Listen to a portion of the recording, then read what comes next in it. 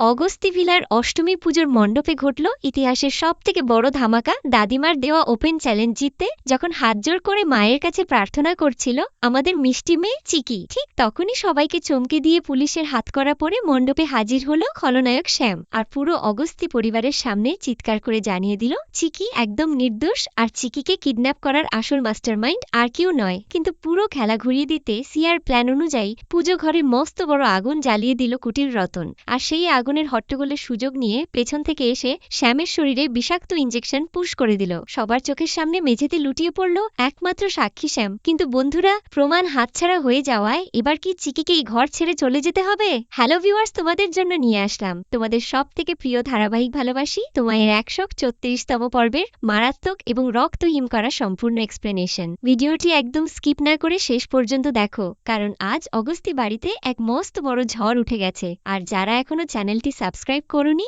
তারা এখনই সাবস্ক্রাইব করে বেল আইকনটি অন করে দাও। বন্ধুরা, পর্বের শুরুতেই আমাদের নিয়ে যাওয়া হয় রতন আর মাধবীর সেই কুটিল বেডরুমে, যেখানে সিয়ার আগে ফুসতে ফুসতে পায়চারি করছে আর অত্যন্ত অহংকারের সাথে বলতে থাকে যদি এই ঘর ছেড়ে কাউকে যেতেই হয় তবে সেটা হবে একমাত্র ওই অলক্ষী চিকি। আমি কোনোভাবেই এই অগস্তি ভিলা ছেড়ে যাব না। সিয়ার মুখে এই অহংকারের কথা শুনে কুটিল মাধবী মুখ বাঁকিয়ে বলে, আচ্ছা সিয়া, তুই এত বড় বড় স্বপ্ন কিভাবে দেখিস বলতো? তুই কি মনে করেছিস চিকি যে শ্যামকে আজকে দাদিমার সামনে সাক্ষী রাখতে চেয়েছে সেই শ্যাম চিকির কথা না রেখে তোর কথা রাখবে? এটা কিছুতেই সম্ভব হবে না। সিয়া তখন একটু গম্ভীর হয়ে কুটিল হেসে বলতে থাকে, সেটা তো আমিও খুব ভালো করেই জানি আন্টি যে শ্যাম সামনে আসলে চিকির পক্ষই নেবে, কিন্তু ও মুখ খোলার আগে আমার তো একটা কিছু করতেই হবে। আমি তো আর হাত গুটিয়ে বসে থাকতে পারি না। রতন তখন কৌতূহলী হয়ে জিজ্ঞেস করে, কি করবা তুমি সিয়া? তোমার মাথায় এখন কি চলছে? ঠিক তখনই কুটিল সিয়া মাধবী আর রতনকে ফিসফিস করে এক গোপন চক্রান্ত বোঝাতে থাকে যে আজ পুজোর মণ্ডপে যদি কোনোভাবে শ্যাম চলেই আসে তবে কিভাবে পরিস্থিতি নিজেদের নিয়ন্ত্রণে নিতে হবে এবং শ্যামের মুখ চিরতরে বন্ধ করতে হবে।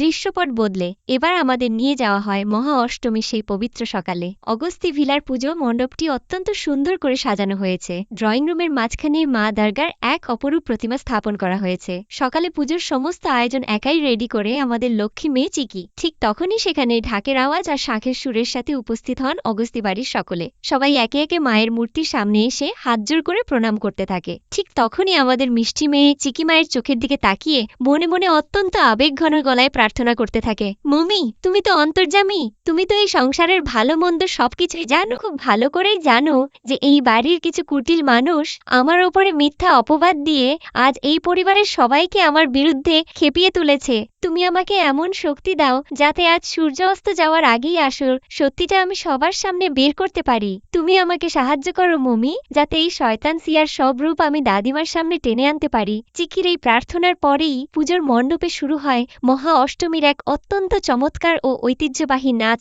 ঢাকের তালে তালে এবং ধুনুচির ধোঁয়ায় চারপাশ ভরে ওঠে আমাদের চটপটে ও গুণী মেয়ে চিকি সুগন্ধা দেবীর সাথে তাল মিলিয়ে অত্যন্ত সুন্দর করে নৃত্য পরিবেশন করতে থাকে। পুরো পরিবারের সবাই চিকির এই নাচ দেখে মন্ত্রমুগ্ধ হয়ে যান, এমনকি আমাদের হিরোরামও এক নজরে ভালোবেসেই চিকির দিকে তাকিয়ে থাকে। নাচ শেষ হতেই মন্দিরের পুরোহিত মহাশয় এসে সবাইকে পবিত্র প্রসাদ বিলিয়ে দিতে থাকেন। সবাই যখন প্রসাদ নিচ্ছিল ঠিক তখনই কুটির মাধবী চিকির সামনে এসে অত্যন্ত তাচ্ছিল্যের সুরে মুখ বেঁকিয়ে বলে ওঠে, কি গো চিকি ম্যাডাম, তোমার কি মনে আছে যে আজ কিন্তু সেই বিশেষ দিন? আজ সূর্য ডোবার আগেই সব সত্যি কথা মার সামনে এনে প্রমাণ করতে হবে, না হলে তুমি কিন্তু হেরে যাবা আর এই বাড়ি থেকে তোমাকে বের হয়ে যেতে হবে। মাধবীর এই উস্কানিমূলক কথা শুনে চিকি একটু ভয় না পেয়ে অত্যন্ত শান্ত ও কড়া গলায় জবাব দেয়, আমি কোনো কথা ভুলিনি আন্টি। সূর্য অস্ত যাওয়ার আগেই আমি এই অগস্তি ভিলার বুকে লুকিয়ে থাকা ওই শয়তান মুখোশধারীদের আসল চেহারা টেনে বের করে দেব। আর হ্যাঁ, আমি শুধু সিয়ার মুখোশই খুলব না, এই বাড়িতে সিয়ার সাথে যোগসাজশ করে যারা যারা এই নোংরা চক্রান্তে সহযোগী হিসেবে কাজ করছে আজ তাদেরও আমি টেনে হিঁচড়ে সবার সামনে দাঁড় করাবো। চিকি তখন মাধবীর চোখের দিকে তাকিয়ে মুচকি হেসে বলে, কি হলো মাধবী আন্টি, হঠাৎ মুখটা এমন শুকিয়ে গেল কেন? ভয় পেলে নাকি? ভয় পেও না আন্টি, আসল সত্যিটা খুব তাড়াতাড়ি আপনাদের সামনে আসতে চলেছে। চিকির এই বাঘিনী রূপ দেখে শয়তান মাধবী ভয়ে এক নজর নির্বাক হয়ে তাকিয়ে থাকে। ঠিক তখনই পূজার মণ্ডপের মাঝখান থেকে অহংকার নিয়ে দাদিমা কামিনী দেবী চিকিকে উদ্দেশ্য করে কড়া গলায় বলেন, কি হলো চিকি, বড় বড় ডায়ালগ তো অনেক দিলি, তোর তো আজ দুপুরের মধ্যেই সিয়ার বিরুদ্ধে সকল সত্য আর প্রমাণ হাজির করার কথা ছিল, তাহলে কি হলো, এখন কি তোর সব প্ল্যান নষ্ট হয়ে গেল নাকি? আর তোর সেই তথাকথিত প্রেমিক বা গুন্ডা শ্যাম, সেও তো এখন পর্যন্ত এই মণ্ডপে এলো না। দাদিমার কথা শুনে মাধবীও পাশে দাঁড়িয়ে হাততালি দিয়ে বলে, হ্যাঁ মা, ওরা দুজনেই খুব ভয় পেয়েছে মনে হয়। চিকি ম্যাডাম তো শুধু মুখে বড় বড় কথা বলতেই পারেন, কাজের বেলায় একদম ঠন। আচ্ছা চিকি ম্যাডাম, আপনার প্রেমিক শ্যাম যেহেতু এই বাড়িতে আসার সাহস পাচ্ছে না, তাহলে আমরা কি এখন আপনার ওই প্রেমিকের সাথে দেখা করার জন্য পুরো পরিবার মিলে জেলে যাব, নাকি আপনি আপনার ভুল স্বীকার করে এখনই এই বাড়ি থেকে বিদায় হবেন? মাধবী আর দাদিমার এই নোংরা অপমান শুনে চিকির মনটা একদম ভেঙে সে অসহায়ের মতো দরজার দিকে তাকাতে থাকে। ওদিকে দাঁড়িয়ে কুটিল সিয়া তো মনে মনে ভাবছে যে চিকি এবার নিশ্চিত হেরে গেছে, তাই সে খিলখিল করে হাসতে থাকে। কিন্তু বন্ধুরা, ঠিক তখনই ঘটে গেল পর্দার ইতিহাসের সব থেকে বড় অলৌকিক এবং ধামাকা ঘটনা। মণ্ডপের পেছন থেকে হঠাৎ এক ভারী গলার আওয়াজ ভেসে আসে। কারো কোথাও যাওয়ার কোনো দরকার নেই। এই গলার আওয়াজ শুনে পুরো অগস্তি পরিবারের সকলের পায়ের তলার মাটি যেন সরে যায়। সবাই এক ঝটকায় পেছন ফিরে তাকিয়ে একদম আচমকা বা স্তব্ধ হয়ে যান। আমরা দেখতে পাই পুলিশের কড়া পাহারায় দুই হাতে লোহার শক্ত হাতকড়া পরে মণ্ডপে সাক্ষী দিতে সশরীরে চলে এসেছে খলনায়ক শ্যাম সাটান মণ্ডপের মাঝখানে দাঁড়িয়ে পুলিশের উদ্দেশ্যে বলে, আমার সাক্ষ্য নেওয়ার জন্য আপনাদের কোথাও যাওয়ার দরকার নেই, আমি নিজেই চলে এসেছি। এরপর শ্যামধীর পায়ে আমাদের অসহায় মেয়ে চিকির সামনে গিয়ে দাঁড়ায়। সে অত্যন্ত নরম ও অপরাধীর গলায় বলে, চিকিয়া, আমি এতদিন যা করেছি তার জন্য এক্সট্রিমলি সরি, আজ আমি সবাইকে সত্যি কথা বলে দেব। এই বলে শ্যাম সবাইকে হাত জোড় করে প্রণাম করে এবং আমাদের হিরো আইনজীবী রামের সামনে গিয়ে অত্যন্ত স্পষ্ট গলায় বলে, উকিল বাবু, চিকির সাথে আমার কোনো সম্পর্ক নেই, তবে চিকির সরলতা, চিকির কথাবার্তা সবকিছু আমার খুব পছন্দ হতো, কিন্তু এটা একদম সত্য যে আমি চিকিকে কখনো জোরপূর্বক কোনো ক্ষতি করতে চাইনি। আমি জানতাম না যে আমার একটি ভুলের জন্য চিকি সহ আপনাদের সবাইকে এত কষ্ট করতে হবে। শ্যাম আরো বলে, চিকির মতো মেয়ে পাওয়া আপনাদের ভাগ্যের বিষয়। চিকির মতো মেয়ে আমি আজ পর্যন্ত একটাও দেখিনি, সে খুবই ভালো মেয়ে। শ্যামের এই জবানবন্দি শোনার পর দাদাবাবু অত্যন্ত খুশি হন। তিনি দাদিমার সামনে গিয়ে সিংহের মতো গর্জে উঠে বলেন, এবার বুঝলে তো কামিনী, কে সত্য আর কে মিথ্যা?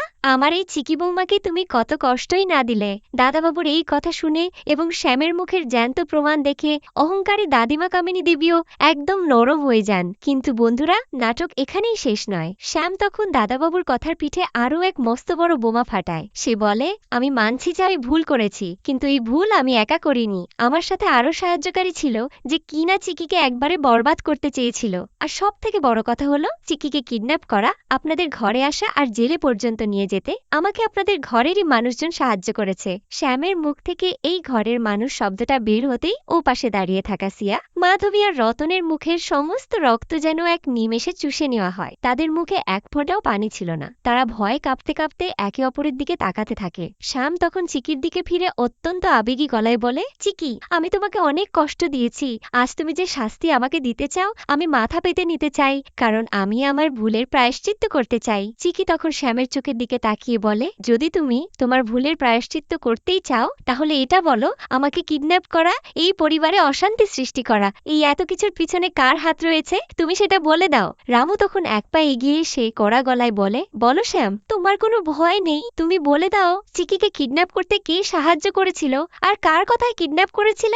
ঠিক তখনই সিয়ার আগে থেকে ঠিক করে রাখা সেই পূর্বের প্ল্যান অনুযায়ী কুটিল রতন সেখান থেকে চুপিসারে চলে যায়। সে ড্রয়িং রুমের কোণ থেকে একটি জ্বলন্ত মোমবাতি হাতে নিয়ে অত্যন্ত নিখুঁতভাবে পুজোর ঘরের মূর্তিতে আগুন জ্বালিয়ে দেয়। শ্যাম যখনই মূল অপরাধীদের নামটা নিজের মুখ দিয়ে বলতে যাবে, ঠিক তখনই তার চোখে পড়ে মূর্তির পাশে দাউ দাউ করে জ্বলে ওঠা সেই ভয়ঙ্কর আগুন। শ্যাম চিৎকার করে বলে ওঠে, আগুন! আগুনের কথা শুনতেই মণ্ডপে এক মস্ত বড় হট্টগোল আর হইচই শুরু হয়ে যায়। রাম সহ বাড়ির সবাই মিলে তড়িঘড়ি করে পুজো ঘরের সেই আগুন নেভাতে দৌড়ে চলে যায়। সবাই যখন ব্যস্ত হয়ে আগুন নেভাতে ব্যস্ত, ঠিক সেই বিশৃঙ্খল পরিস্থিতির মোক্ষম সুযোগ নেয় কুটিল সিয়া। সে এদিক ওদিক তাকিয়ে দেখে যে কেউ তার দিকে লক্ষ্য করছে না। সিয়া তখন অত্যন্ত চতুরতার সাথে পেছন থেকে এসে হাতকড়া পরা শ্যামকে একটি ইনজেকশন দিয়ে অজ্ঞান করে দেয়। ইনজেকশনের তীব্র বিষাক্ত ওষুধ শ্যামের শরীরে প্রবেশ করতেই সে কিছুক্ষণের মধ্যেই মাথা ঘুরে পুরো মণ্ডপের ফ্লোরে সজোরে লুটিয়ে পড়ে। একদম অবচেতন হয়ে যায় সিয়া। তখন ইনজেকশনটি লুকিয়ে ফেলে মনে মনে হাসতে থাকে, কারণ শ্যাম তার বা তাদের নাম মুখে নেওয়ার আগেই সে শ্যামের মুখ চিরতরে বন্ধ করে দিয়েছে এবং সে নিজে এখনো সবার চোখে পুরোপুরি নির্দোষ ও ধরাছোঁয়ার বাইরে রয়ে গেছে। ওদিকে জল ঢেলে আগুন নেভাতে নেভানো শেষ করে আমাদের হিরো রাম হাঁপাতে হাঁপাতে বলে, ব্যস্ত হওয়ার কিছু নেই, এবার সবকিছু ওকে। আগুন নেভানো শেষ হতেই যখন চিকি স্বস্তির নিঃশ্বাস ফেলে, পেছন ফিরে তাকায়, অমনি সে দেখে মণ্ডপের ফ্লোরে শ্যাম তার দেহের মতো পড়ে আছে। রাম আর চিকি দুজনে মিলে দৌড়ে এসে শ্যামকে ডাকতে থাকে, শ্যাম, শ্যাম ওঠো প্লিজ, সবাইকে সত্যিটা বলে দাও শ্যাম। কিন্তু শ্যাম তখন তীব্র ওষুধের প্রভাবে পুরোপুরি অজ্ঞান অবস্থায় চলে গেছে। তার শরীর থেকে কোনো সাড়া পাওয়া যাচ্ছিল না। ও চিকির এই অসহায় অবস্থা দেখে কুটিল মাধবী আবার নিজের চেনা ফর্মে ফিরে আসে। সেই বুক ফুলিয়ে চিকির সামনে এসে অত্যন্ত বিষাক্ত গলায় হাসতে হাসতে বলে, কি হলো চিক, তুই কি জানিস না যে মার সামনে যে মিছে কথা বলে তার অবস্থা এমনই হয়? তুই হচ্ছিস একটা মিথ্যুক, আর তোর সাথে এই শ্যামও একটা মিথ্যুক। মাধবীর এই নোংরা অপবাদ শুনে চিকি আর রাম ক্রোধে ও অসহায়তায় ফুঁসতে থাকে এবং এভাবেই এক চরম সাসপেন্স আর টান টান উত্তেজনার মাঝে শেষ হয় আজকের এই ধামাকা পর্ব। বন্ধুরা, চিকি তো প্রায় জিতেই গিয়েছিল, কিন্তু সিয়া আর রতনের এই ভয়ঙ্কর চালের পর এবার আমাদের মনে কিছু মস্ত বড় প্রশ্ন উঁকি দিচ্ছে। কিন্তু শ্যাম কি আদেও কোনোদিন অজ্ঞান অবস্থা থেকে ফিরে এসে সিয়ার নাম পুলিশের সামনে বলতে পারবে? দাদিমার দেওয়া চ্যালেঞ্জের সময় যেহেতু শেষ, এখন কি দাদিমা চিকিকে জোর করে এই অগস্তি ভিলা থেকে বের করে দেবেন? আপনাদের কি মনে হয়? জলদি জলদি আমাদের কমেন্ট বক্সে লিখে জানান। ভিডিওটি ভালো লেগে থাকলে অবশ্যই একটি লাইক দেবেন এবং সুন্দর একটি কমেন্ট করে আপনার ভাইয়ের উৎসাহ বাড়িয়ে দেবেন। আর আগামী পর্বের সবথেকে ধামাকা ও ফাস্ট আপডেট ভিডিও দেখতে আমাদের চ্যানেলটি এখনই সাবস্ক্রাইব করে বেল আইকনটি অন করে রাখুন। দেখা হচ্ছে খুব তাড়াতাড়ি পরের ভিডিওতে। ধন্যবাদ।